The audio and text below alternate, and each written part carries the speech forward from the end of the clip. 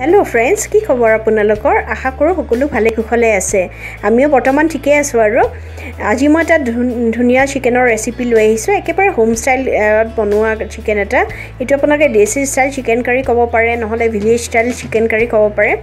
বা গাঁও ষ্টাইল ক'ব পাৰে যিয়ে কয় আৰু একদম সিম্পল কৰি কিন্তু খাবলৈ খুব ধুনিয়া হৈছিল সেইবাবে ৰেচিপিটো আগবঢ়াম আৰু তাৰ লগত মই খাবলৈ হুকান ৰুটি বনাইছিলো মই কৈছো এনহ ৰুটি আৰু চিকেন মোৰ খুব ফেভাৰিট এটো কাৰণে পাতল কৰি হুকান ৰুটি বনাইছিলো এই ৰেচিপিটোৰ মাজলৈ যাও মই ইয়াৰ কাৰণে তেল গৰম হ'ব দিছো মাষ্টাৰ্ড অইল ব্যৱহাৰ কৰিছো আৰু তেলখিনি যেতিয়া ধোৱা ওলাইছে তেতিয়া মই পিয়াজ 4টা দিছো একদম সৰু কৰি কাটি লৈছো চপ কৰি লৈছো আৰু এইখিনি মই ভাল কৰি ভাজি লম এতিয়া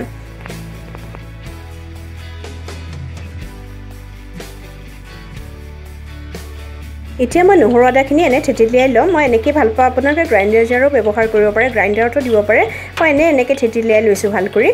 নহৰু আদা অলপমান বেছিয়ে দিছো নহৰু পুৰা এটা দিছো আৰু আদা দিছো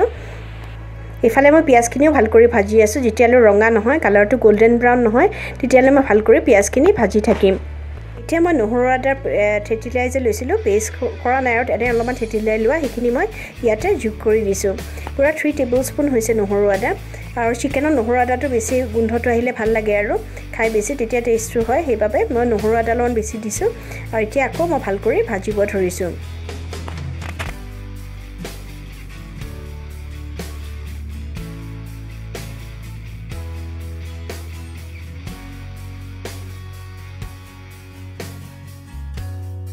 এতিয়া পিয়াজ নহৰু আদাখিনি ধুনিয়া কৰি ভাজা হৈছে কালাৰটো চেঞ্জ হৈছে এতিয়া মই ইয়াতে দুটা বিলাহী কাটি পেলে সৰু কৰি চপ কৰি দি দিছো একদম পকা বিলাহী আৰু মিডিয়াম সাইজৰ বিলাহী দুটা দিছো যাতে টেঙা অলপমান হয় তেনেকৈ আৰু বিলাহীটো দিলে টেষ্টটো এনহান্স হয় চাবচোন চিকেনত এতিয়া মই বিলাহী দুটা সৰু কৰি কাটি দিছো আৰু যেতিয়ালৈ ধৰক বিলাহী কেটা টেন্ডাৰ নহয় কোমল হৈ নাযায় তেতিয়ালৈ মই এইখিনি ভাল কৰি ভাজিম পিয়াজ নহৰু আদা বিলাহীখিনি ধুনিয়া কৰি ভাজা হৈছে তেলটো সেপাৰেট হৈছে দেখিছেনে এতিয়া মই ইয়াতে চিকেনখিনি যোগ কৰি দিম চিকেন মই 850 গ্ৰাম লৈছিলো আৰু এইখিনি মই ধুনিয়া কৰি ধুই লৈছো সাফা পানীত দুবাৰমান ভাল কৰি আৰু এইখিনি মই এতিয়া ইয়াতে যোগ কৰি দিম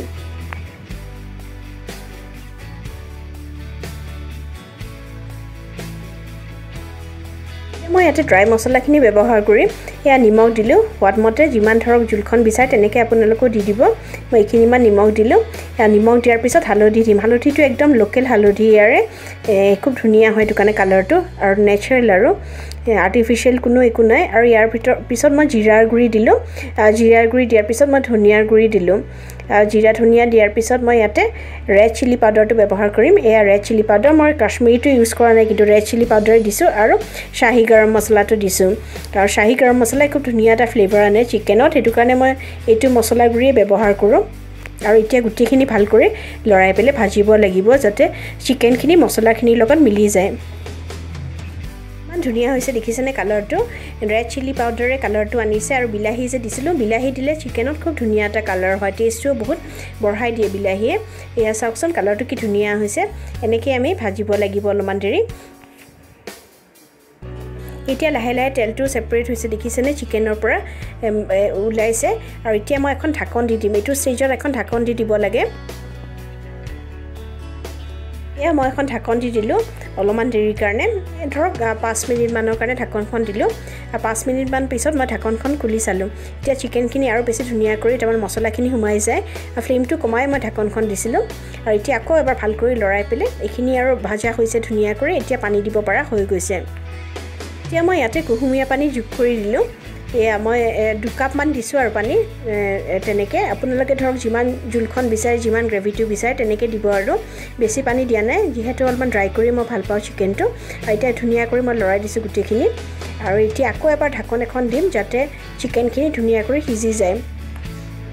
ঢাকনখন মই ধৰক 15 মিনিট মানৰ কাৰণে থৈ দিম আৰু ফ্লেমটো একদম কমাই লম যাতে ধুনিয়া কৰি চিকেনখিনি সিজি যায় অলপমান সিজিছে চিকেনখিনি যেহেতু আগতে এবাৰ ঢাকন দি সিজাইছিলো আৰু 15 মিনিট মান পিছত মই ঢাকনখন খুলি চালো